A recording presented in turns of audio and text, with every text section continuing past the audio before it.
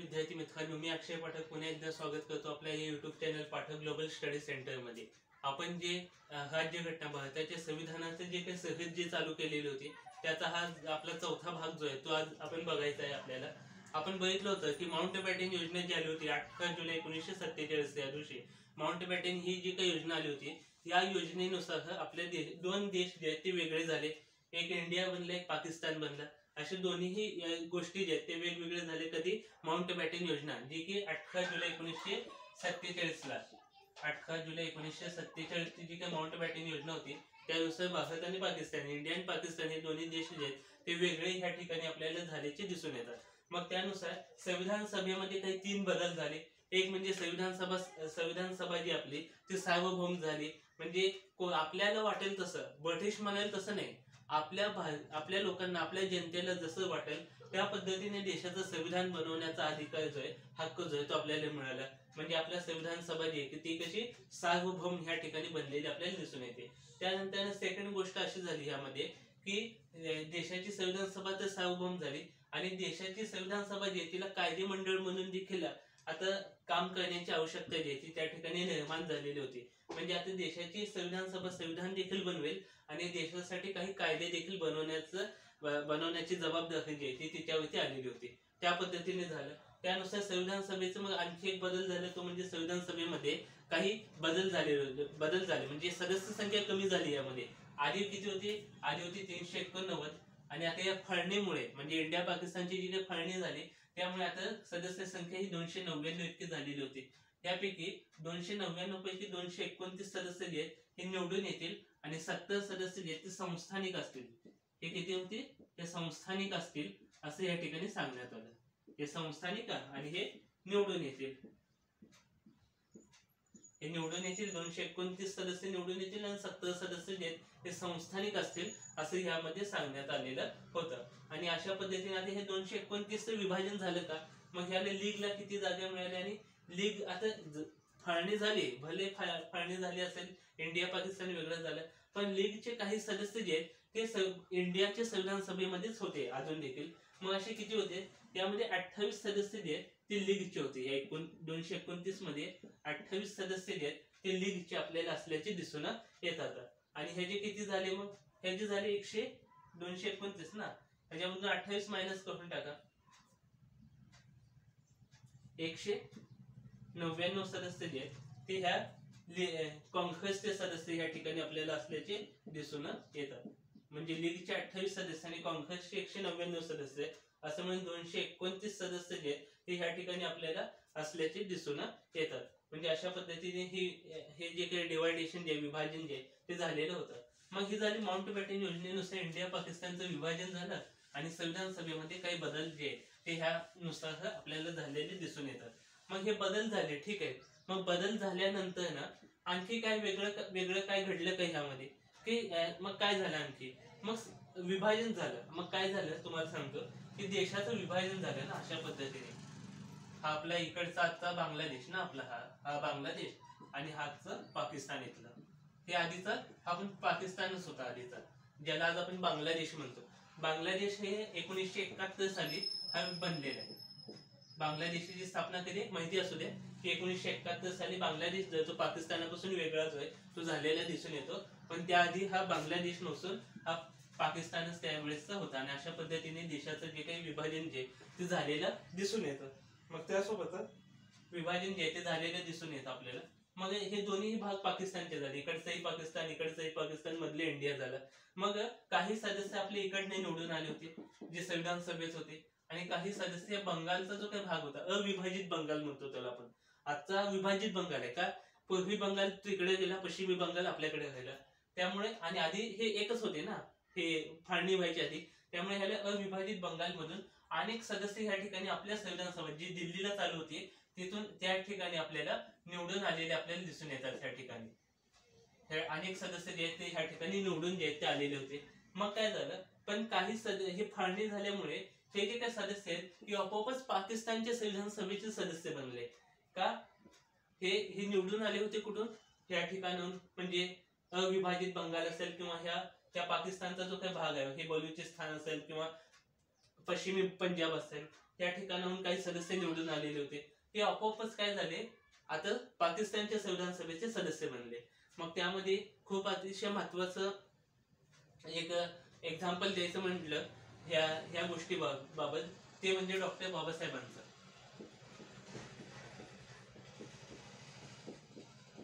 एक एक्झाम्पल म्हणून म्हणजे कशा पद्धतीने हे विभाजन झालं आणि ह्याचं काय झालं, ह्याचा परिणाम काय झाला. डॉक्टर बाबासाहेब आंबेडकर जे होते यांच्याबद्दल पण असंच झालं. ही एक घटना घडली. म्हणजे डॉक्टर बाबासाहेब आंबेडकर जे हे कुठून निवडून आले होते, हा जो काही बांगलादेश पश्चिमी आपला जो काही अविभाजित बंगालचा जो काही भाग होता, त्या ठिकाणी एक मतदारसंघ आहे, त्याचं नाव आहे खुलना आणि जेस्सोचा.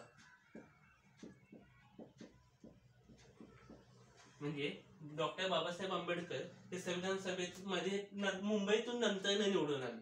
पहिल्यांदा ते जेस्सो आणि खुलना हा अविभाजित बंगाल मधला हा भाग आहे. म्हणजे इथून म्हणजे आता बांगलादेश ज्याला आपण म्हणतो, या ठिकाणी दोन मतदारसंघ होते, एक म्हणजे खुलना आणि दुसरा म्हणजे जेस्सो. या ठिकाणाहून डॉक्टर बाबासाहेब आंबेडकर पहिल्यांदा निवडून आले होते जुलै 1947 च्या वेळेला, 46 च्या वेळेला. जुलै 1946 साली ज्यावेळेस निवडणुका झाल्या, त्यावेळेस ते खुलना आणि जेस्सो हा जो काही मतदारसंघ जो आहे, जो की या बांगलादेशामध्ये होता, आणि त्या ठिकाणाहून ते संविधान सभेमध्ये निवडून आलेले होते. मग त्यावेळेस काय झालं की ज्यावेळेस विभाजन झालं, त्यावेळेसला ते आपोआपच पहिल्यांदा पाकिस्तानच्या संविधान सभेचे सदस्य बनले. पण त्यांनी त्या ठिकाणी गेले नाही. म्हणजे देशाप्रती किती एखाद्या व्यक्तीची आपली ह्या देशाप्रती किती एखाद्या व्यक्ती निष्ठावान असतो, ती या ठिकाणाहून आपल्याला दिसून येतं की ते इतकी निष्ठा आपल्या देशावरती, इंडियाबद्दल, की ते त्या ठिकाणी ते सदस्य बनलेले असताना देखील त्यांनी राजीनामा दिला. का राजीनामा दिला? कारण त्यांना केवळ आणि केवळ आपल्या इंडिया बाबत काम करण्याची इच्छा होती, किंवा इंडियाबद्दल त्यांचे इंडिया जे आहे हे त्यांच्यासाठी सगळ्या गोष्टी इंडिया बाबत त्यांच्या असायच्या, आणि इंडिया म्हणजेच हे सगळं जग हे त्यांच्यासाठी होतं त्या ठिकाणी. त्यामुळे त्यांनी काय केलं की त्या ठिकाणी गेले नाहीत ते पाकिस्तान, ते आपोआपच पाकिस्तानच्या संविधान सभेचे सदस्य बनले, पण ते तिथे गेले नाही. त्यांनी त्या ठिकाणी राजीनामा दिला. म्हणजे हे फाळणीमुळे त्यांचं सदस्यत्व आपोआप तिकडे गेलं ना, ते निवडून आले होते ह्या ठिकाणाहून पश्चिम बांगलादेशातून, म्हणून त्यांचं सदस्यत्व आपोआपच तिकडे गेलं. पण त्यांनी काय केलं पुढे की त्या ठिकाणी ते गेले नाही, त्यांनी त्या पदाचा किंवा ती जी जागा होती त्या ठिकाणी त्यांनी राजीनामा दिला. काय दिलं? राजीनामा त्या ठिकाणी त्यांनी दिला. मग काय झालं? राजीनामा दिला. मग त्यांना पुन्हा एकदा आपण निवडून आणलं. मग त्यावेळेस त्यांना आपण मुंबईचा जो काही भाग आपला, हा मुंबईमधून त्यांना पुन्हा एकदा जुलै 1947 मध्ये, म्हणजे जुलै 1946 मध्ये ती निवडून आले होते ह्या बांगलादेशाच्या भागातून, आणि त्या ठिकाणी त्यांनी राजीनामा देऊन टाकला. आणि जुलै 1947 साली ते पुन्हा एकदा मुंबई ह्या भागातून निवडून आलेले होते, आणि पुन्हा एकदा ते संविधान सभेचे सदस्य बनले. हे त्यांचं एकदा महत्वाचं एक्झाम्पल आहे. खूप हे गाजलेली गोष्ट आहे इतिहासामध्ये. आणि त्यांचा मतदारसंघ विचारला जातो की डॉक्टर बाबासाहेब आंबेडकर हे मुंबईच्या आधी ते कोणत्या मतदारसंघातून निवडून आले होते संविधान सभेमध्ये, तर ते खुलना आणि जेस्सो. हा भाग लक्षात असू द्या की ते खुलना आणि जेस्सो जो आता बांगलादेशामध्ये गेला, त्या ठिकाणाहून ते पहिल्यांदा संविधान सभेमध्ये निवडून आलेले होते. मग हे झालं ह्यांच्याबद्दल. मग तसंच काय झालं, आपले जे काही संविधान सभेचे उपाध्यक्ष होते, कोण होते? संविधान सभेचे उपाध्यक्ष होते एस.सी. मुखर्जी. एस.सी. मुखर्जी यांच्याबद्दल पण अशीच घटना घडली. एस.सी. मुखर्जी जे हे देखील आपोआपच पाकिस्तानच्या संविधान सभेचे सदस्य बनले, पण त्यांना पाकिस्तानात जायचं नव्हतं. त्यामुळे त्यांनी काय केलं की त्या पदाचा राजीनामा दिला, आणि पुन्हा एकदा नव्याने त्यांना निवडून आणलं, आणि ते इंडियाचे संविधान सभेचे सदस्य जे म्हणून पुन्हा एकदा जुलै 1947 मध्ये ते निवडून आले.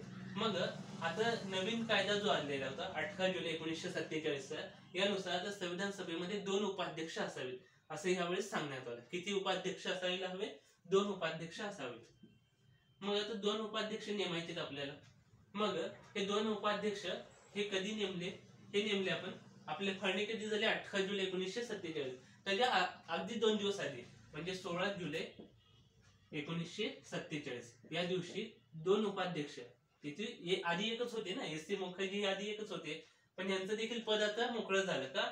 हे आपोआपच पाकिस्तानच्या संविधान सभेचे सदस्य बनले. त्यांचा भाग तिकडे गेला, पण त्यांनी राजीनामा दिला, आणि पुन्हा एकदा 16 जुलै 1947 त्या दिवशी आणखी 2 किती? एक नाही 2 उपाध्यक्ष 2 उपाध्यक्ष त्या ठिकाणी नेमले गेले. किती उपाध्यक्ष नेमले? 2 उपाध्यक्ष जे ते या ठिकाणी नेमले गेले. एक होते एस.सी. मुखर्जी, त्यांनाच पुन्हा एकदा आपण या ठिकाणी निवडून दिलं किंवा ह्या ठिकाणी त्यांची उपाध्यक्ष म्हणून नियुक्ती केली. एच.सी. मुखर्जी. एच.सी. मुखर्जी जे त्यांची पुन्हा एकदा नियुक्ती केली उपाध्यक्ष म्हणून. आणि एक नवीन उपाध्यक्ष नेमले ते म्हणजे व्ही.टी. कृष्णमाचारी.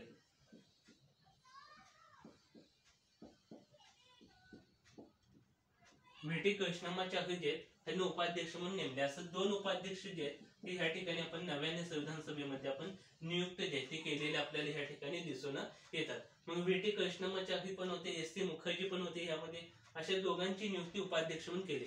मग हे माहिती आपल्याला एस.सी. मुखर्जी माहिती. मग हे व्ही.टी. कृष्णमाचारी हे कुठून आले होते? हे कुठून निवडून आले होते का? हे कुठूनही निवडून आलेले नव्हते. मी जे सांगितलं संस्थानिकांनी जे काही नंतर ना काय केलं, काही संस्थानिकांनी आपले सदस्य पाठवले होते. हे देखील आजचं जे काही राजस्थान जे आहे त्या ठिकाणी एक संस्थान आहे, जयपूर संस्थान जे आहे ह्यांच्या मार्फत ह्यांना नामनिर्देशित केलेलं होतं. हे जयपूर संस्थानामधून आलेले होते. राजस्थानमध्ये जे काही जयपूर संस्थान जे आहे तिथून व्ही.टी. कृष्णमाचारी यांची नियुक्ती जे संविधान सभेमध्ये केलेली होती. आणि संविधान सभेने यांना उपाध्यक्ष पद हे जे आहे ते 16 जुलै 1947 या दिवशी दिलं. अशा पद्धतीने 16 जुलै 1947 या दिवशी आपण 2 उपाध्यक्ष नेमले, एक एस.सी. मुखर्जी आणि एक व्ही.टी. कृष्णमाचारी, जे की जयपूर संस्थानामध्ये यांची नियुक्ती जी आहे ती झालेली होती. कळलं हे दोन्ही गोष्टी. त्यानंतर ना आता ही घटना घडली. यावेळेस आणखी संविधान सभेने अनेक कामं केली. त्यामध्ये आणखी एक काम होतं ते म्हणजे 22 जुलैचं. 22 जुलै 1947. आज जो आपल्या देशाचा जो काही ध्वज आहे, तिरंगा जो आहे तो ह्या दिवशी स्वीकारण्यात आला.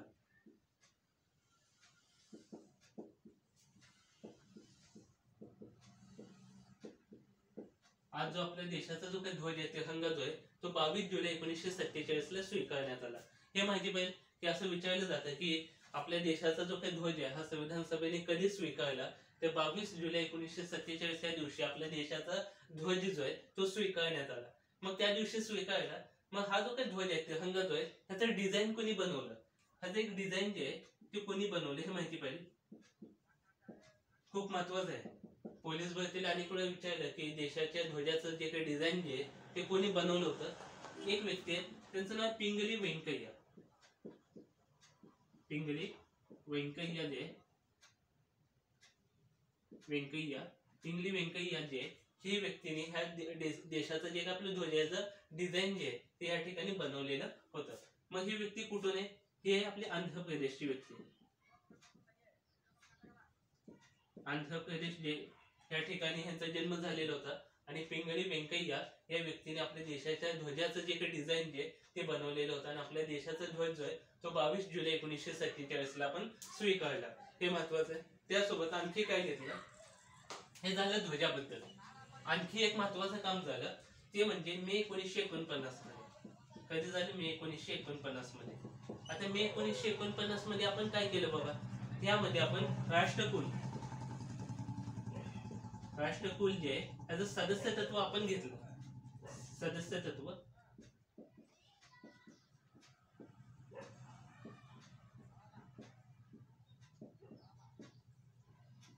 राष्ट्रकुल जे आहे एक संघटना, राष्ट्रकुल ज्याला आपण कॉमनवेल्थ म्हणतो ना, तेच राष्ट्रकुल खेळ हे असतात, आयोजित असतात.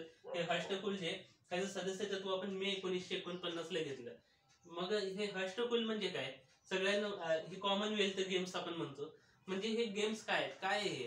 राष्ट्रकुलामध्ये असे देश सदस्य आहेत की ज्यांच्या त्या देशांवरती कधी ना कधी ब्रिटिशांचं सत्ता जी आहे त्या ठिकाणी होती. म्हणजे जसं इंडियामध्ये ब्रिटिशांचं साम्राज्य आपल्या होतं. त्यामुळे असा देश जो आहे तो राष्ट्रकुलाचा सदस्य असेल असं सांगण्यात येतं. आणि ते घ्यायचं का नाही ते त्या देशावरती डिपेंड आहे. पण आपण घेतलेलं आहे की कॉमनवेल्थचा सदस्य देखील आहे आपला देश. आणि राष्ट्रकुलाचं सदस्यत्व जे ते मे 1949 ला आपण घेतलेलं दिसून येतं. मग अनेक देश आहेत की जे ह्या राष्ट्रकुलाचे सदस्यत्व आहेत, सदस्य जे ते आपल्याला असल्याचे दिसून येतात. म्हणजे कधी ना कधी ब्रिटिशांचं हे जेवढे काही देश आहेत त्यामध्ये त्यांच्यावरती काही काळ जो आहे तो सत्ता त्यांची ब्रिटिशांची होती आणि ते सगळे देश या कॉमनवेल्थचे म्हणजे राष्ट्रकुलाचे सदस्य आपल्याला असल्याचं या ठिकाणी दिसून येतं आणि आपला देखील देश जो आहे तो मे 1949 मध्ये राष्ट्रकुलाचं सदस्यत्व आपण घेतलेलं आहे. अशा पद्धतीने हे दोन काम महत्वाचे. 22 जुलै 1947 ला ध्वज जो आहे तो स्वीकारला आणि मे 1949 मध्ये ते राष्ट्रकुलाचं सदस्यत्व जे आहे ते देखील आपण स्वीकारले. हे दोन्ही गोष्टी या ठिकाणी महत्वाच्या आहेत. मग आणखी काय झालं, संविधान सभेची एक शेवटची बैठक झाली ती म्हणजे 24 जानेवारी 1950 मध्ये. यामध्ये ही संविधान सभेची अंतिम बैठक झाली. संविधान सभेची शेवटची बैठक जी आहे ती 24 जानेवारी 1950 या दिवशी झाली. मग यामध्ये 3 कामं केली आपण. एक म्हणजे देशाचं जे राष्ट्रगीत जे आहे आपलं राष्ट्रगीत प्लस राष्ट्रगान हे दोन्ही घटक वेगवेगळे आहेत. काय राष्ट्रगीत आणि राष्ट्रगान जे हे दोन्ही स्वीकारलं हे म्हणजे 24 जानेवारी 1950 या दिवशी.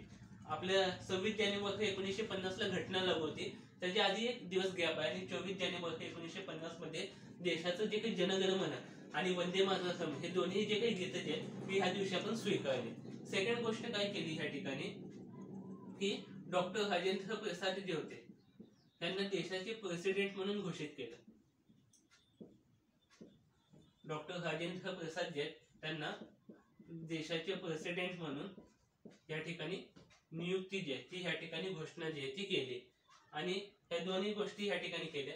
आणि 24 जानेवारी 1950 मध्ये त्यावेळेस 284 सदस्य, किती सदस्य 284 सदस्य 284 जे 284 सदस्य जे ते त्या ठिकाणी उपस्थित होते आणि त्यांनी काय केलं, घटनेच्या म्हणजे संविधानाच्या घटनेच्या 3 प्रतींवरती सह्या झाल्या. 3 प्रती जे प्रत समजते ना, 3 प्रतींवरती सह्या झाल्या या ठिकाणी सह्या. म्हणजे या ठिकाणी 24 जानेवारी 1950 ला एक महत्वाची बैठक झाली. यामध्ये देशाचं जनगणमन आणि वंदे मातरम हे गीत स्वीकारलं. डॉक्टर राजेंद्र प्रसाद यांना प्रेसिडेंट म्हणून या ठिकाणी नियुक्ती झाली आणि 284 सदस्य या बैठकीला उपस्थित होते. त्यांनी घटनेच्या 3 प्रती होत्या त्याच्यावरती सह्या केल्या. हे 3 प्रती कोणकोणत्या हे आपण बघूयात पुढं आपण या भागात जो आहे ते आपल्याला बघायचं आहे. हे माहिती पाहिजे की शेवटची बैठक कधी झाली संविधान सभेची, अंतिम बैठक जिला म्हणतो ती झाली होती 24 जानेवारी 1950 या दिवशी आपल्या संविधान सभेची अंतिम बैठक जी आहे ती झालेली होती. मग आता संविधान सभा कोणतीही सभा असू दे, एका दिवसात कामकाज होतं का? नाही, वेळ लागतो कामाला आणि एकच व्यक्ती किंवा एकच अध्यक्ष सगळे कामं जे आहेत ते एवढ्या मोठ्या देशाचं संविधान लिहायचंय.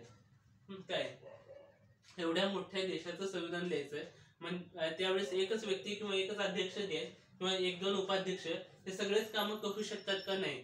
मग त्यावेळेस संविधान सभेने वेगवेगळ्या समित्या स्थापन केल्या. त्यामध्ये एक महत्वाची समिती होती ती म्हणजे आपली मसुदा समिती. मसुदा समिती ज्याला ड्राफ्टिंग कमिटी ज्याला म्हणतो आपण, ती म्हणजे आपली मसुदा समिती जी आहे ही एक अतिशय महत्वाची समिती जी आहे यावेळी स्थापन झालेली होती. ह्याची स्थापना कधी झाली मग मसुदा समितीची? ती झाली 29 ऑगस्ट 1947.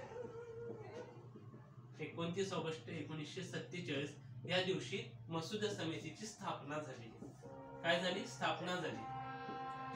मसुदा समितीची स्थापना कधी झाली असं जर विचारलं तर माहिती पाहिजे डेट आपल्याला की 29 ऑगस्ट 1947 या दिवशी मसुदा समितीची स्थापना झाली. मग या सगळ्यांना माहिती ह्यांचे अध्यक्ष कोण होते मसुदा समितीला? आपले संविधानाचे पिता ज्यांना आपण म्हणतो डॉक्टर बाबासाहेब आंबेडकर, ते मसुदा समितीचे पिता म्हणतो. मसुदा समितीचे अध्यक्ष होते आणि संविधानाचे पिता म्हणून त्यांना ओळखतो. मग त्यांची नियुक्ती कधी झाली? आता एखादी समिती स्थापन केली आपण, त्याला अध्यक्ष नेमायला पाहिजे, त्याशिवाय ती व्यवस्थित काम कसे करेल?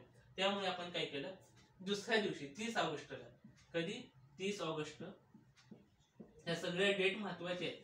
30 ऑगस्ट 1947 या दिवशी डॉक्टर बाबासाहेबांची ह्या ठिकाणी अध्यक्ष म्हणून नियुक्ती केली. डॉक्टर बाबासाहेब आंबेडकर यांची अध्यक्ष म्हणून नियुक्ती झाली होती. अध्यक्ष म्हणून नियुक्ती. असं विचारतात की डॉक्टर बाबासाहेब आंबेडकर यांची मसुदा समितीला अध्यक्ष म्हणून कधी नियुक्ती झाली? ती झाली होती 30 ऑगस्ट 1947 त्या दिवशी यांची नियुक्ती जी आहे ती आपण केलेली होती, म्हणजे संविधान सभेने केलेली होती या ठिकाणी. हे दोन महत्वाचे फॅक्ट लक्षात असू द्या. मसुदा समितीचं काम काय होतं मग, की जो काही संविधान जे काही आपल्या देशाचं बनवायचंय त्याचा कच्चा मसुदा जे आहे, म्हणजे पक्का मसुदा म्हणजे थोडक्यात पक्काच असतो तो, पण जो ज्या वेळेस संपूर्ण संविधान सभेने त्याला मान्यता दिली जाईल त्यावेळेस ते पक्का मानला जातो. पण पण पहिल्यांदा आपण कसं असतं की कुठलेही आता एखादी कंपनीमध्ये काही कायदे बनवायचे असतील, काही नियमात बदल करायचा असेल, त्या कंपनीचा जो काही सीईओ असेल किंवा कंपनीचा जे काही महत्वाचे जे काही पद असतात ते काय करतात, एक कच्चे जे नमुना जे ते बनवतात आणि सभेमध्ये मांडतात. सभेमध्ये ज्यावेळेस मांडतात त्यावेळेस कंपनीचं जे काही संचालक मंडळ असतं ते त्या ठिकाणी मतदान होतं. मतदान हे ते झाले की ते जर पास झालं की मग त्याला पक्क म्हणून कायद्यामध्ये त्याचं रूपांतर जे ते केलं जातं. तसं मसुदा समिती पहिल्यांदा काय की कच्चा भाग जो आहे तो बनवते आणि संविधान सभेमध्ये मांडते. संविधान सभेमध्ये ते पास झालं की त्याचं कायद्यामध्ये रूपांतर जे ते होत होतं. मग त्या पद्धतीने म्हणजे मसुदा समिती एक ड्राफ्टिंग कमिटी म्हणून काम केले यांनी, आणि हे खूप महत्वाची समिती आहे. सगळ्यात महत्वाची समिती म्हणजे मसुदा समिती म्हणून आपण ओळखतो, की ज्यांनी संविधानाचा अख्खा मसुदा जो आहे तो ह्या समितीने आपल्या बनवलेला होता. आणि ही मसुदा समिती नेमली कधी गेली, 29 ऑगस्ट 1947 ला नेमली आणि त्याचे अध्यक्ष म्हणून डॉक्टर बाबासाहेब आंबेडकर यांची नियुक्ती 30 ऑगस्ट 1947 या दिवशी त्यांची अध्यक्ष म्हणून या ठिकाणी नियुक्ती केलेली होती. आणि अशा पद्धतीने ही मसुदा समिती जी स्थापन झाली. मग मसुदा समितीमध्ये एकूण सदस्य किती होते हा देखील क्वेश्चन महत्वाचा आहे, की मसुदा समितीमध्ये एकूण किती सदस्य होते हे माहिती पाहिजे. मसुदा समितीत एकूण सदस्य काय, मग ह्यामध्ये अध्यक्ष पण आले. अध्यक्षांना पकडून हे संख्या सांगतो मी. एकूण जे काही सदस्य संख्या होती त्यामध्ये एकूण सदस्य होते 7. किती होते, एकूण सदस्य होते 7. म्हणजे मग यात अध्यक्ष पण आले. अध्यक्षांना सोडून म्हटलं की 6, आणि अध्यक्षांना जर पकडलं की अध्यक्षांना पकडून 7 सदस्य जे ते मसुदा समितीमध्ये आपल्याला या ठिकाणी होते. मग कोण कोण होते ह्या मसुदा समितीमध्ये, एक होते अध्यक्ष, पहिल्यांदा सगळ्यांनाच माहिती आहे अध्यक्ष ह्या ठिकाणी होते. आणि अध्यक्ष कोण होते हे सगळ्यांनाच माहिती आहे. एक होते अध्यक्ष होते, मी आता सांगितलं डॉक्टर बाबासाहेब आंबेडकर हे या मसुदा समितीचे अध्यक्ष होते, मग ते देखील आले ह्यामध्ये. त्यासोबत एक होते एन गोपालस्वामी अय्यंगार. एन गोपालस्वामी अय्यंगार जे हे देखील मसुदा समितीमध्ये सदस्य होते. हे सदस्य होते, हे अध्यक्ष नव्हते. अध्यक्ष एकच असतात आणि हे बाकी 6 जण जे आहेत ते सदस्य होते. आणि एकूण सदस्य म्हटले की 7 होतात, म्हणजे अध्यक्षांना पकडून. मग एन गोपालस्वामी अय्यंगार जे आहेत ते ह्या ठिकाणी येतात. त्या एन गोपालस्वामी अय्यंगार, त्यानंतर अल्लादी कृष्णस्वामी अय्यर, अल्लादी कृष्णस्वामी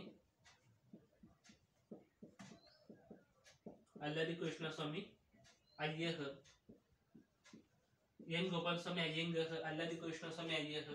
त्यानंतर सईद मोहम्मद सादुल्ला, सईद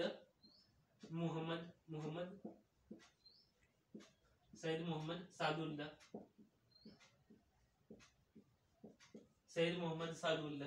त्यासोबत आणखी एक व्यक्ती होते डॉक्टर के एम मुन्शी.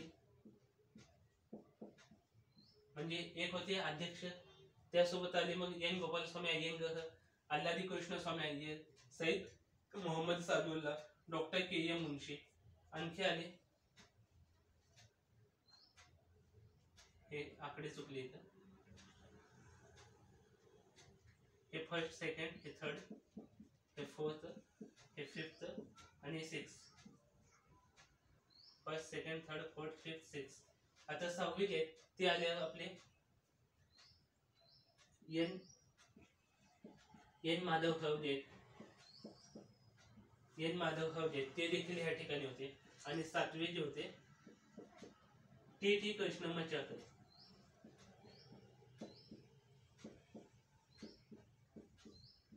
म्हणजे अध्यक्ष doctor Babasaheb Ambedkar, N Gopalaswami Ayyangar, Alladi Krishnaswami Ayyar, Syed Mohammad Saadulla, doctor K M Munshi, N Madhavrao आणि टी कृष्णमाचार्य.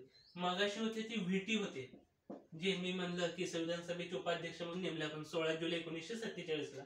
ते होते व्हीटी कृष्णमाचार्य. हे टी कृष्णमाचार्य. नावामध्ये थोडा बदल आहे, ही व्ही आहे आणि दोन्ही ठिकाणी टी आहे, त्यामुळे कन्फ्युज होतं की टी कृष्णमाचारी का व्ही.टी. कृष्णमाचारी.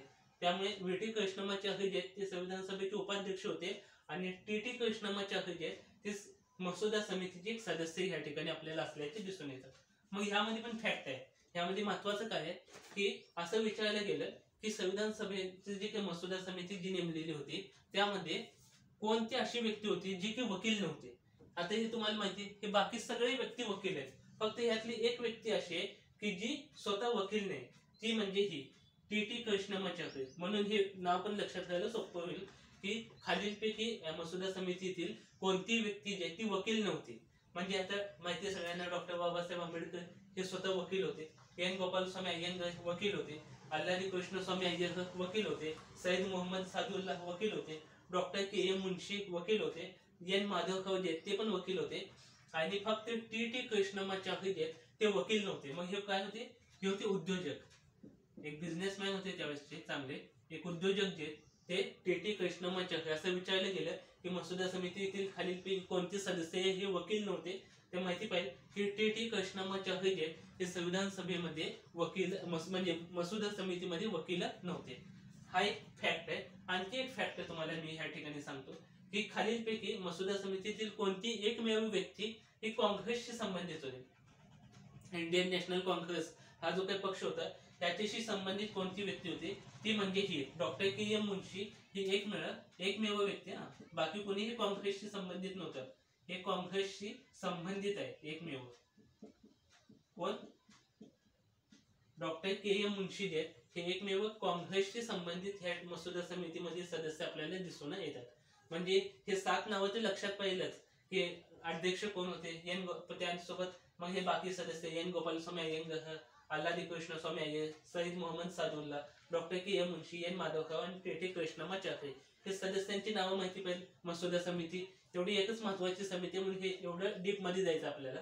आणि यामध्ये खालील मसुदा समितीतील कोणती सदस्य वकील नव्हती, ते टी कृष्णमाचारी जे ते वकील नव्हते. हे कोण होते? हे उद्योजक होते, बाकी सगळेजण वकील होते. आणि ह्यापैकी जे काही मसुदा समिती जे यातील कोणती सदस्य जे ती एकमेव सदस्य आहे ती, त्यामुळे महत्वाचं आहे जे की काँग्रेसशी संबंधित होते, हे ती म्हणजे डॉक्टर के.एम. मुन्शी जे एकमेव काँग्रेसशी संबंधित आपल्याला ह्या ठिकाणी सदस्य आपल्याला असल्याचं दिसून येतं.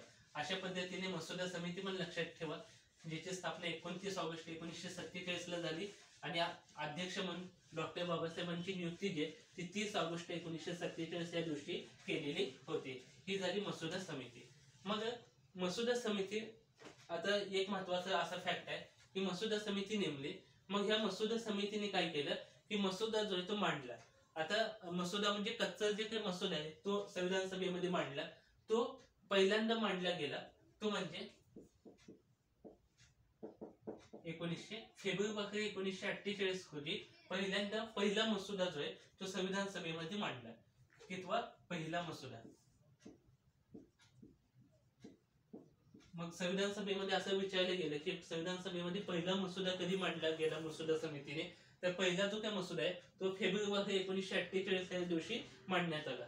मग काय केलं की 8 महिन्याचा वेळ दिला जनतेला आणि संविधान सभेला पण. काय सांगितलं की 8 महिने आम्ही देतो. मसुदा समितीने सांगितलं की 8 महिने आम्ही देतो तुम्हाला.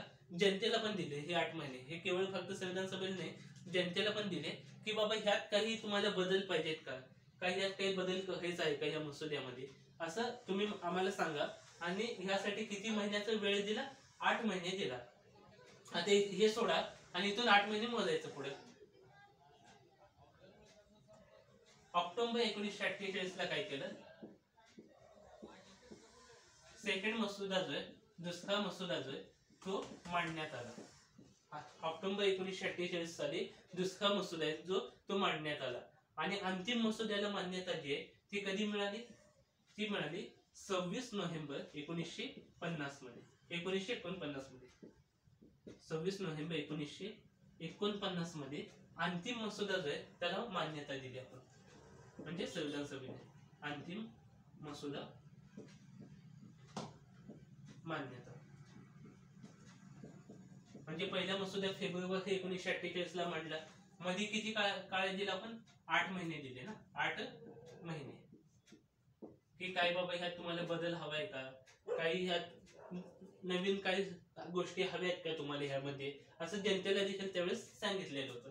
आणि मग त्यानुसार ऑक्टोबर 1948ला एक सेकंड मसुदा जो तो मांडला आणि अंतिम मसुद्याला मान्यता दे ती 26 नोव्हेंबर 1949 या दिवशी केली. म्हणून 26 नोव्हेंबर हा दिवस काय म्हणून आपण आयोजित करतो, हा संविधान दिवस असतो आपला. काय असतो, देशाचा जो काय संविधान दिवस म्हणून, संविधान दिवस म्हणून कधी असतो 26 नोव्हेंबरला. म्हणून आपल्या ह्या ठिकाणी आपल्या देशात संविधान दिन कधी असतो, 26 नोव्हेंबर हा जो काही दिवस आहे तो संविधान दिवस म्हणून आपल्याकडे आयोजित जो आहे तो केला जातो. का, त्या दिवशी शेवटचा मसुद्याला अंतिम मान्यता जी आहे ती मसुद्याला 26 नोव्हेंबर 1949ला देण्यात आलेली होती. म्हणून 26 नोव्हेंबर हा एक दिवस जो आहे तो संविधान दिवस म्हणून आयोजित केला जातो. कधीपासून आयोजित केला जातो, 2015 पासून. हे पण माहिती पाहिजे की संविधान दिन जे आहे ते 26 नोव्हेंबर हे कधीपासून आपण आयोजित करतो, ते 2015 पासून हा जो काही दिवस आहे तो आपण संविधान दिन म्हणून जे ते आयोजित करत आहेत आता. म्हणजे हे माहिती पाहिजे. ह्या सगळ्या फॅक्टर जो आहे, ह्या सगळ्या फॅक्टर जो आहे, हा डाटा जो आहे तो तुमच्या वहीमध्ये असला पाहिजे. म्हणजे एक्झामला जाताना हेच म्हणजे नोट्स आहेत. नोट्स म्हणजे काही वेगळं नसतं काय, की जे काही माहिती असते त्यातली केवळ अतिशय महत्वाची माहिती, बाकीची महत्वाची असते माहिती पुस्तकातली, पण त्यातली त्यात जी काही महत्वाची जी काही माहिती असते ज्याला पॉईंट म्हणतो आपण, तो जो आहे हा डाटा जो आहे तो सगळ्या वहीमध्ये पाहिजे. म्हणजे केवळ आता एक 8 दिवसांनी एक 10 दिवसांनी एक्झाम आहे म्हटलं की केवळ तेवढीच वही जी आहे ती उघडून तुम्ही वाचली तर तुमचं रिव्हिजन जे आहे ते फास्ट होतं. त्यामुळे हा सगळा डाटा जो लिहून दिलेला आहे तो तुमच्या वहीमध्ये पाहिजे. त्यामुळे मग लक्षात असू दे की पहिला मसुदा कधी मांडला, सेकंड मसुदा आणि अंतिम मसुदा 26 नोव्हेंबर 1949ला मांडला. म्हणून 26 नोव्हेंबर हा दिवस जो आहे तो 2015 पासून आपण संविधान दिवस म्हणून आयोजित करत आहोत. मग आता कोण सांगते मला सांगा की 26 नोव्हेंबर हा जो काही दिवस आहे आपण संविधान दिवस म्हणून आयोजित केला, मग याचं नोडल मंत्रालय कोणतं असतं, म्हणजे कोणत्या मंत्रालयामार्फत हे आयोजित केलं जातं, कोण सांगते सांगू.